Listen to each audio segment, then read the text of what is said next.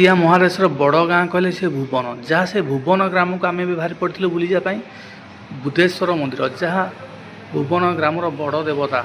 ओम श्री श्री बाबा बुधेश्वराय नम भुवन grammar ग्राम बुली सारिक बाहरी आम ए मंदिर दर्शन करें मंदिर चारिपट दृश्य आपको देखा देखो बाबा बुधेश्वर जहाँ शिव शंकर जहाँ उभालिंग प्रसिद्ध आउड़िया माँ पार्वती मंदिर दर्शन करूँ चारिपट दर्शन करें सब मंदिर आम दर्शन कर बुली बुली टी देखूँ सुंदर मंदिर रही शिव पार्वती जहाँ यही जगह लोकंर काउड़िया भिड़ होता है आ चारिपट से काउड़िया मान किसी दृश्य कराए ओम श्री हनुमंताय नम हनुमान बजरंग बाली जहाँ विराजमान जो जगार ठीक श्रावण मास जो जगह भिड़ होता है सी बोलबम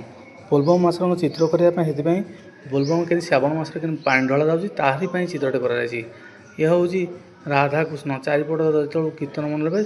जो लोक रही स्थान कर समस्ते जी जो आसपारे रहीपर आ बाबा मंदिर देखुं आपण मैंने सुंदर भाव में कंसारी ग्रामर भारी ये जगहटी प्रसिद्ध जहाँ भुवन समस्त कंसा बासन जगै था जो जगार से हूँ भुवन ये हूँ